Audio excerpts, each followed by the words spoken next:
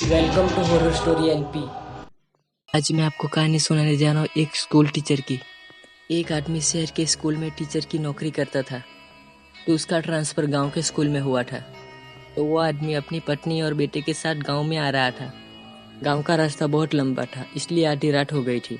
रास्ते में आते वक्त उन लोग की गाड़ी के आगे एक बच्चा आके रुक गया। टीचर के बेटे ने बोला, पापा गाड़ी रोको, हमारी गाड़ी के आगे एक बच्चा खड़ा है।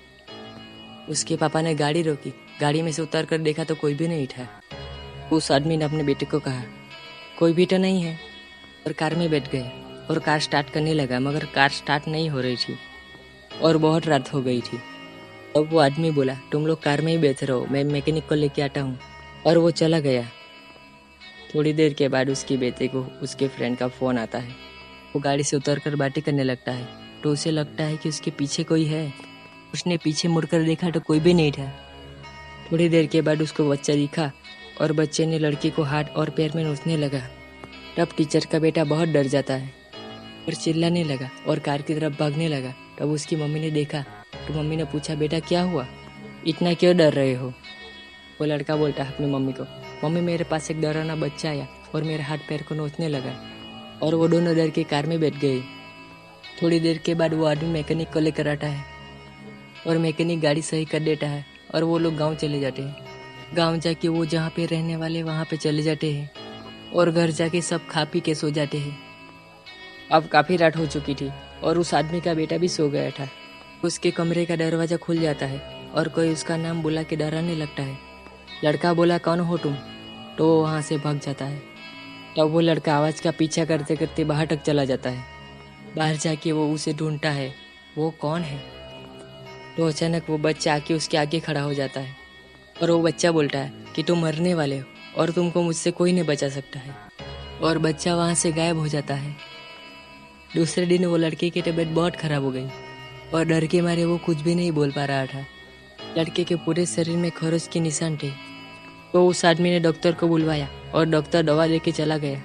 उसी रात को वो लड़का अजीब हरकतें करने लगा और उसके पिता को मारने की कोशिश करता है। तब उसका पापा जान जाता है कि उस पर आत्मा का छाया है। अब उसका पापा गांव में जाके लोगों को पूछता है कि यहाँ कोई तांत्रिक या बाबा रहता है क्या। गाँव वालों ने कहा कि एक बाबा रहता है, मगर वो गांव के बाहर उनका घर है। अब वो आदमी गांव वाले के साथ जाके उस बाबा को घर लेके आता है और बाबा को अपने बेटे के कमरे में लेकर जाता है। तो उसके कमरे में खून से लिखा होता है कि मैं उसे मार दूंगा, जिंदा नहीं छोड़ूंगा। ये सब देखकर बाबा उस कमरे में जाते हैं। बाबा उस बच्चे को पूछता है, कौन हो तुम और तुम्हें क्या चाहिए? तब वो बच्चा बाबा के पास आके बाबा को बोलता है, सालों पहले इस आदमी के पूर्वजों ने जमीन हड़पने के लिए हमारे पूरे परिवार को जला दिया और हमें भी। तब से हम इन लोगों के पूरे परिवार से बदला ले रहे हैं और इन लोगों को भी मार देंगे। पहले ये लोग यहाँ पे नहीं रहते थे, इसलिए हम लोग इससे कुछ नहीं कर पाए। अब ये लोग यहाँ पे आ गए हैं, अब सब मरेंगे। तो बाबा ने उस बच्चे की आत्मा को बताया कि ये सब इन लोग के पूर्वजों ने किया है, इन लोगों ने नहीं। तो उसको सजा मिल गई, इन लोगों को क्यों मारना चाहते हो? तो बच्चा बोला कि मैं उसके पूरे परिवार को मार दूंगा। फिर वो वहाँ से चला गया।